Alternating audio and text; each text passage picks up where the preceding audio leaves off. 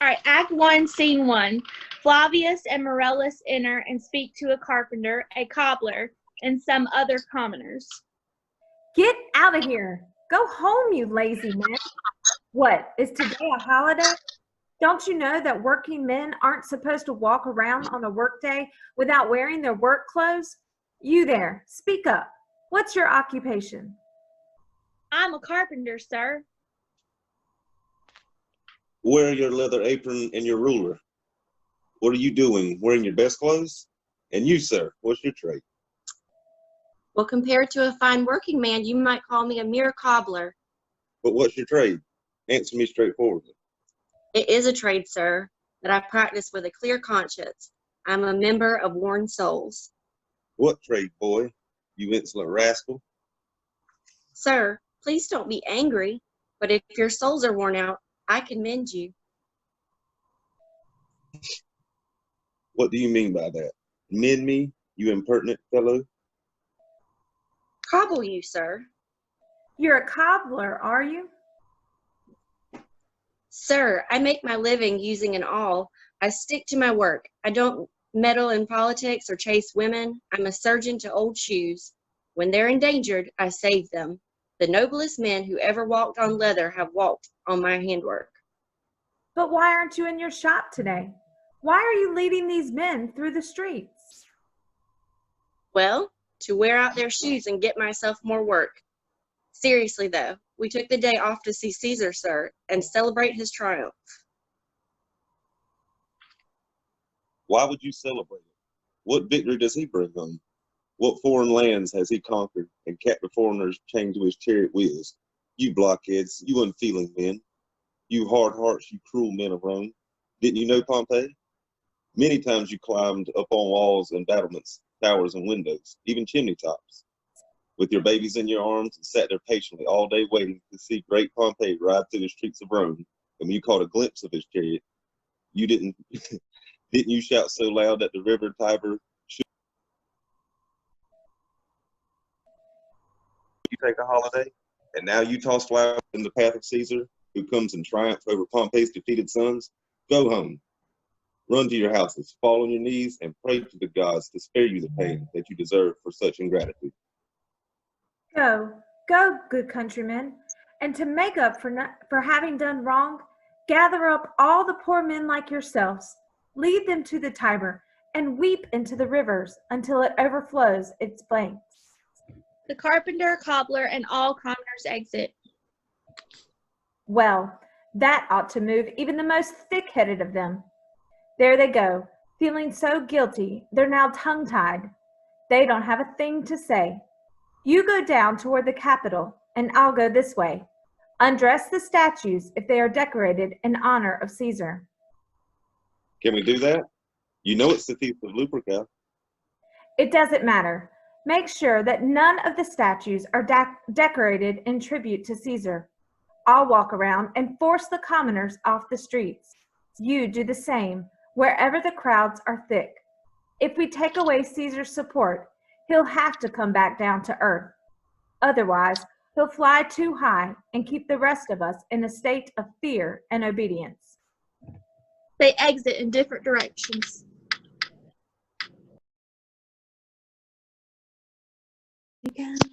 Got it. All right. Act 1, Scene 2. A trumpet sounds. Caesar enters, followed by Antony dressed formally for a foot race. Then Calpurnia, Portia, Decius, Cicero, Brutus, Cassius, and Casca. A great crowd follows, among them a soothsayer. Calpurnia! Quiet! Caesar's talking. Calpurnia! I'm here, my lord. Stand right in Antonius' path when he runs the race. Antonius! Yes, Caesar? Antonius, after you take off, don't forget to touch Calpurnia, because our wise elders say that if you touch an infertile woman during this holy race, she'll be freed from the curse of sterility. I'll remember. When Caesar says do this, it is done. Continue then, and don't forget to perform all of the rituals. A trumpet plays. Caesar. Who's calling me? Quiet, everyone, quiet. The trumpet stops playing. Who in the crowd is calling me? I hear a voice more piercing than the music of these trumpets calling, Caesar, speak. Caesar is listening. Beware of the Isles of March. Who's that?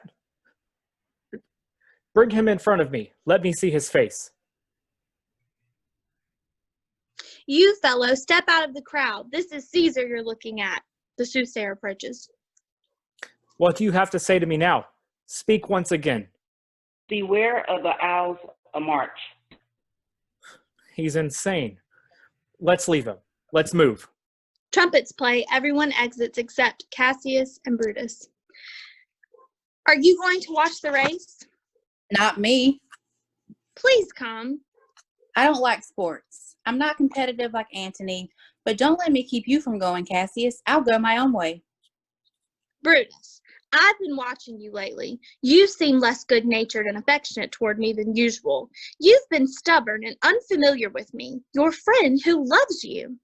Cassius, don't take it badly. If I seem guarded, it's only because I'm uneasy with myself. Lately, I've been overwhelmed with private thoughts and inner conflicts, which have affected my behavior. But this shouldn't trouble my good friends. And I consider you a good friend, Cassius. Don't think anything more about my distraction than that poor Brutus, who is at war with himself, forgets how to show affection to others. Brutus, I misunderstood your feelings and therefore kept to myself certain thoughts I might have shared. Tell me, good Brutus, can you see your face? No, Cassius. The eye can't see itself except by reflection in other surfaces. That's true. And it's too bad. Brutus, you don't have any mirrors that could display your hidden excellence to yourself. I've heard many of the noblest Romans, next to immortal Caesar, speaking of you, complaining of the tyranny of today's government and wishing that your eyes were working better. What dangers are you trying to lead me into, Cassius, that you want me to look inside myself for something that's not there? I'll tell you, good Brutus. And since you know you can see yourself best by reflection, I'll be your mirror and show you, without exaggeration, things inside you that you can't see. And don't be suspicious of me, noble Brutus. If I were your average fool, or if I made my feelings for you worthless by making the same promises of friendship to everybody, or if you'd seen me first flattering men, hugging them tightly, and later slandering them behind their backs, or if you hear that I drunkenly declare friendship at banquets with all the rabble, only then, of course, go ahead and assume I'm dangerous. Trumpets play off stage and then the shout is heard. Why are they shouting? I'm afraid the people have made Caesar their king. Really? Are you afraid of that? Then I have to assume you don't want him to be king. I don't, Cassius, though I love Caesar very much. But why do you keep me here so long? What do you want to tell me? If it's for the good of all Romans, I'd do it, even if it meant my death. Let the gods give me good luck. Only as long as I love honor more than I fear death. I know this quality in you, Brutus. It's as familiar to me as your face. Indeed, honor is what I want to talk to you about. I don't know what you and other men think of this life, but as for me, I'd rather not live at all than live to worship a man as ordinary as myself. I was born as free as Caesar. So were you. We both have eaten well, and we can both endure the cold winter as well as he. Once, on a cold windy day, when the river Tiber was crashing against its banks, Caesar said to me, Cassius, I dare you to jump into this rough water with me and swim to that point there. As soon as he spoke, though I was fully dressed, I plunged in and called for him to follow, and he did. The water roared, and we fought against it with vigorous arms. And thanks to our fierce competitiveness, we made progress. But before we reached the end point, Caesar cried, Help me, Cassius, or I will sink. And just as Aeneas, the hero who founded Rome, emerged from the fires of Troy with his elderly father, Anchises on his shoulder, so I emerged from the Tiber carrying the tired Caesar. And this is the man who has now become a god. And I'm a wretched creature who must bow down if Caesar so much as carelessly nods my way.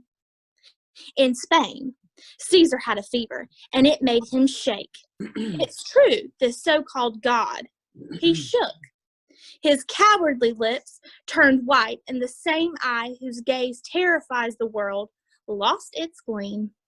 I heard him groan, yes, I did, and the same tongue that ordered the Romans to obey him and transcribe his speeches into their books cried, "Give me some water, Titinius, like a sick girl." It astounds me that such a weak man could beat the whole world and carry the trophy of victory alone.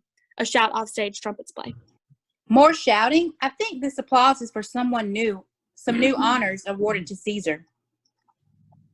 Why? Caesar straddles the narrow world like a giant, and we petty men walk under his huge legs and look forward only to dying dishonorably as slaves. Men can be masters of their fate. It is not destiny's fault, but our own faults that we're slaves. Brutus and Caesar. What's so special about Caesar? Why should that name be proclaimed more than yours? Write them together. Yours is just as good a name. Pronounce them. It's just as nice to say. Weigh them. It's just as heavy. Cast spells with them, and Brutus will call up a ghost as well as Caesar. Now, in the name of all the gods, I ask you, what food does Caesar eat that has made him grow so great? Our era should be ashamed. Rome has lost the ability to raise noble men. When was there ever an age since the beginning of time that didn't feature more than one famous man? Until now, no one could say that only one man mattered in all of vast Rome. Now, though, in all of Rome, there's room for only one man. You and I have heard our fathers talk of another Brutus, your ancestor, who would have let the devil himself reign in his Roman republic before he let a king rule. I have no doubt that you love me. I'm beginning to understand what you want me to do. What I think about this and what's happening here in Rome, I'll tell you later. For now, don't try to persuade me anymore. I ask you as a friend. I'll think over what you've said. I'll listen patiently to whatever else you have to say, and I'll find a good time for us to discuss further such weighty matters. Until then, my noble friend, think about this. I'd rather be a poor villager than call myself a citizen of Rome under the hard conditions that this time is likely to put us through. I'm glad that my weak words have provoked even this small show of protest from you. Caesar enters with his followers, who include Casca. The games are done, and Caesar is returning. As they pass by, grab Casca by the sleeve, and he'll tell you if anything important happened today in his usual sour way. I'll do so, but look, Cassius, Caesar looks angry, and everyone else looks as if they've been scolded. Calpurnia's face is pale, and Cicero's eyes are red and fiery as they get when senators are arguing with him at the Capitol. Casca will tell us what's the matter.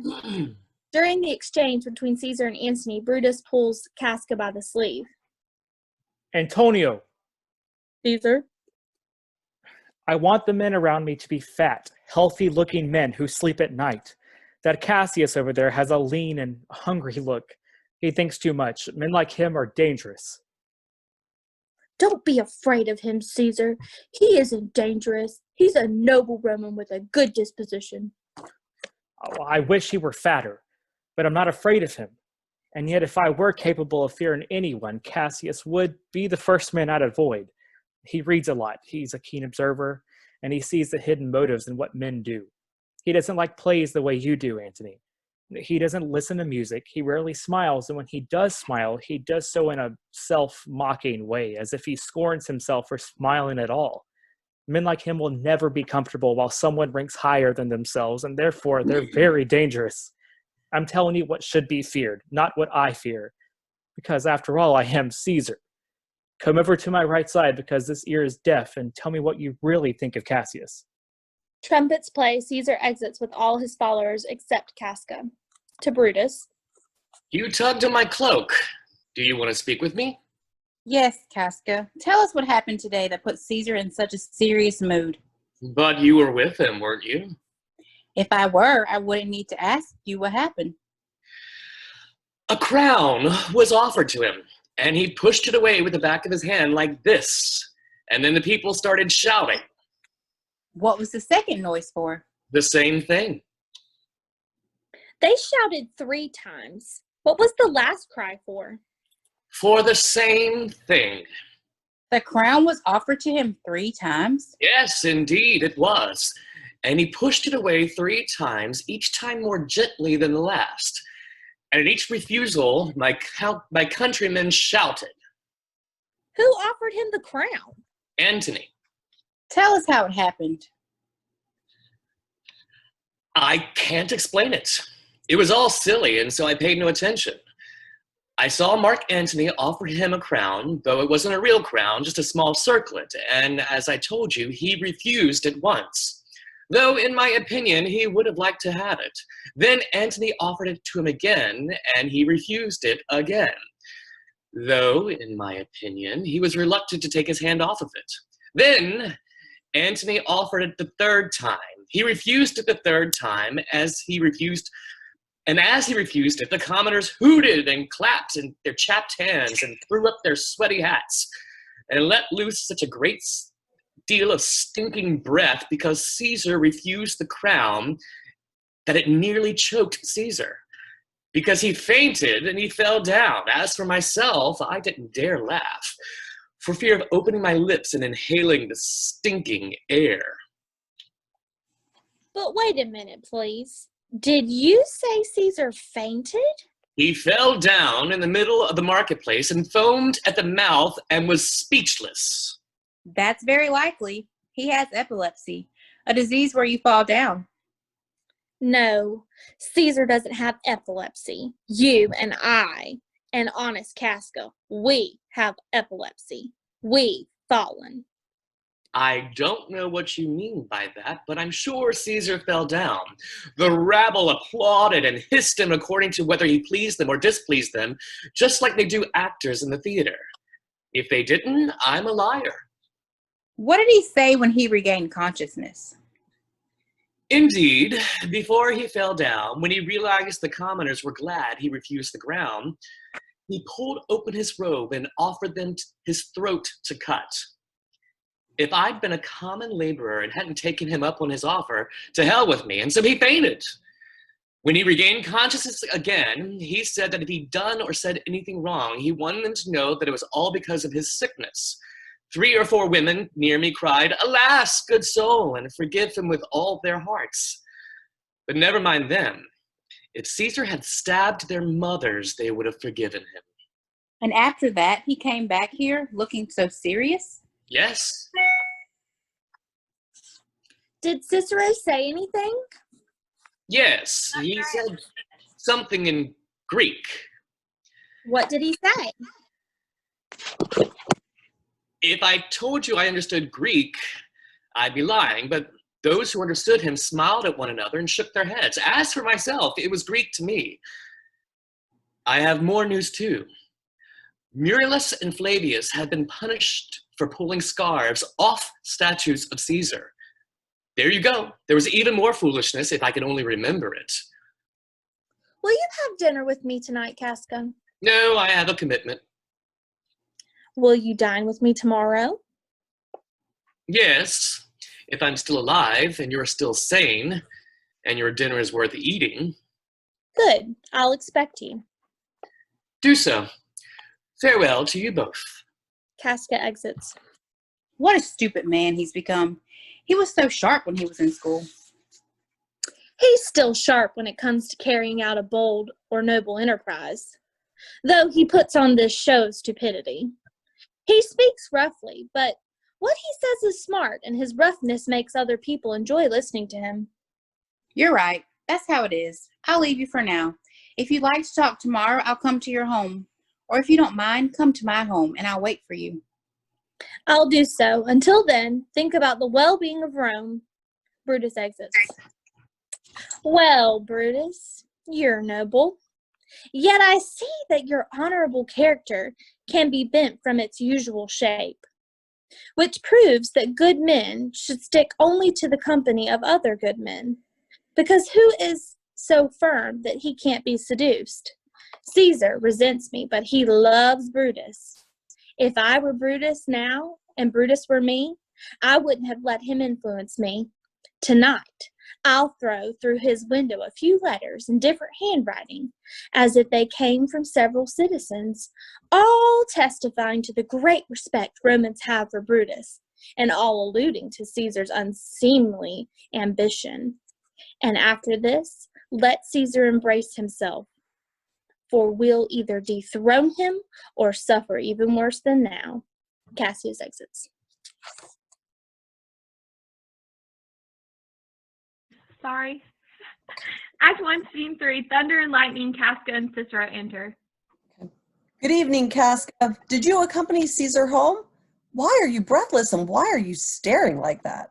Aren't you disturbed when the earth itself is shaking and swaying as if there was a flimsy thing? Cicero, I've seen storms in which the angry wild winds split old oak trees. I've seen the ocean swell, rage, and foam as if it wanted to reach the storm clouds. But never before tonight, never until now have I experienced a storm like drops fire. Either there are wars in heaven or else this world too. Too insolent toward the gods provokes them to send destruction. What? Have you seen something so strange that it is clearly an omen from the gods? A common slave, you know if you saw him, held up his left hand, which flamed and burned like 20 torches together, and yet his hand was immune to the fire and he didn't get burned. Also, I've kept my sword unsheathed since I saw this. In the front of the Capitol, I met a lion who looked at me and strutted by without bothering to attack me. And there were 100 spooked women huddled together in fear who swore they saw men on fire walk up and down the streets. And yesterday, the night owl sat hooting and shrieking in the marketplace at noon. When all these extraordinary things happened at once, we shouldn't say, these things happened. Can be explained rationally. They're natural enough. I think these things are omens of things to come for our country. Indeed, it is a strange time. But men tend to interpret things however it suits them and totally miss the actual meaning of the things themselves. Is Caesar visiting the Capitol tomorrow? He is, because he told Antonius he'd be there tomorrow. Good night then, Casca. This bad weather isn't good to walk around in. Very well, Cicero. Who's there? A Roman. It's Casca. I know your voice. Who ever saw the heavens threatened like this? Those who have known how bad things are here on earth. I have walked around the streets exposing myself to the perilous night, unbuttoned like this, as you see, Casca, bearing my chest to the thunderbolt. When the forked blue lightning seems to break open the sky, I put myself right where I thought it would hit. But why did you tempt the heavens like that? Mankind's role is to fear and tremble when the Almighty God send warning signals. You're acting stupid, Casca, and you lack the quick wits that a Roman should have, or else you don't use them. You go pale, you stare, and you act in awe of the strange disturbance in the heavens. But if you thought about the real reason for all these fires, all these gliding ghosts, for why birds and animals abandon their natural behavior, why old men, fools, and children make predictions, why all sorts of things have departed from the usual course of their natures and become monstrosities, then you'd understand that heaven had them act this way so they would serve as frightening warnings of an unnatural state to come.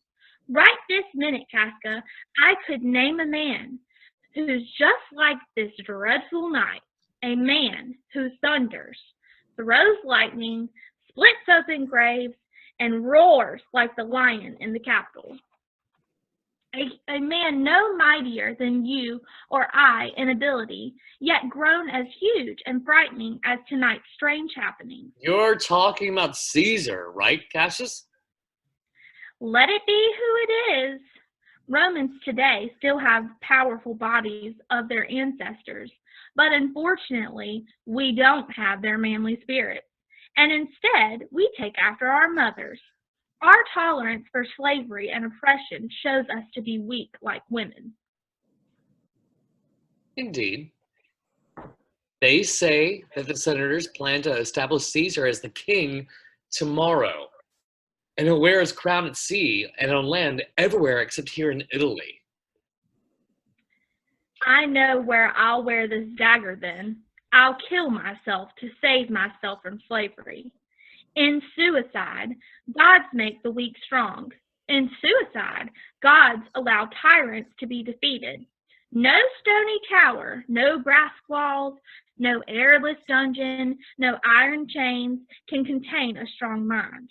But if a man becomes weary of these obstacles, he can always kill himself. Let everyone beware. I can shake off the tyranny that oppresses me whenever I choose. Thunder, thunder, thunder. So can I. In fact, every imprisoned man holds in his own hand the tool to free himself. How can Caesar be a tyrant then, poor man? I know he wouldn't be a wolf if the Romans didn't act like sheep. He couldn't be a lion if the Romans weren't such easy prey. People who want to start a big fire quickly start with little twigs. Rome becomes complete trash, nothing but rubbish and garbage, when it works to light up the ambitions of someone as worthless as Caesar. But oh no, what have I said in my grief?